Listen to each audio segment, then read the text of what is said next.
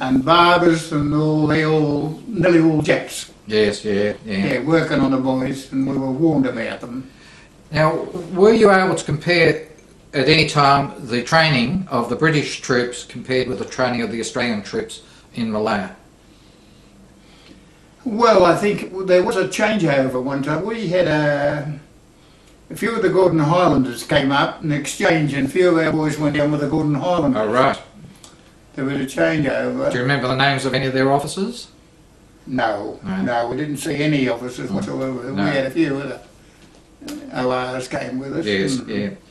Now, the 8th of December 1941 is when the Japanese invaded Malaya. They invaded Singapore. Well, both. No, they were up top. Kotaburu. 8th of December 1941. Oh, yeah, you're right. I don't think 8th. Yeah, that's right. Yeah, the 8th. Yeah, the 8th of December 1941, they landed at Kotaburu and some of the ports in Thailand. Were you aware of any Japanese aircraft operating in the area around that time? Yes, they were flying over us. We'd all say, well, there they go, heading for Singapore. Really? Yeah. Mm. And Singapore was copying it there. Did you see any of the Allied aircraft like the Lockheed Hudsons and the Wildebeests? Yes, poor fellows. Yeah. We saw a few battles and they shot them down in flame. Yes, yeah. They weren't in the race. Yeah, yeah. I was a kid at the time. I used to see these. Well, I think they were Beauforts, I think. Mm. At Tanglin there. We were guarding at that one stage. And I thought, Lord help the poor old Japs when these fellas get going. Yes.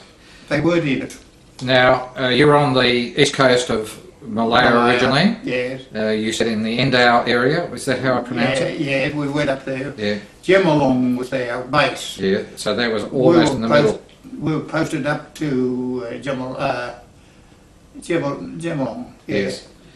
And Endau, I'm sorry. Endau. Yes, yeah. And did you remember you were eventually moved from the east coast to the west coast? Yes. Do you remember roughly when that occurred? No, well, we went down to Bukit Lengkap as a patrol, and before we went down, we were doing we had to do guard duty, taking down on a boat on this little air point. We could hear animals all around us. Yeah. And it's supposed to be one of the roughest parts of Malaya, where that buck bring them back alive picture was taken. Oh.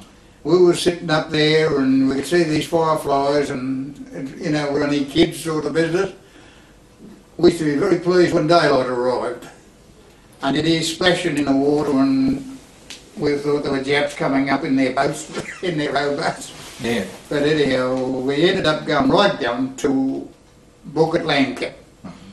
But we were, I didn't even want to hear the bit. We were at Bukit Lengkap and there was only about 15 of us. 10 of us were picked to get on the old boat Shan, an old river boat, had a 3-inch gun on it. And we had to go up back to Endau to find out how many troops had landed there, an estimate of troops. Well, before we got there, we were going over the side in lifeboats to row ashore, and the boat come up, get out. 10,000 troops had landed there that afternoon. There was 10 of us. So we hot-footed back to Bukit Lengkap. Yes. Got back to Bukit Lengkap, and we were set to go downstream to Robertson's Wharf. And there was a fair story there. We were on this little boat, little motorboat. We had to dump, there wasn't too much room left, ammunition, and I had a boy's anti-tank.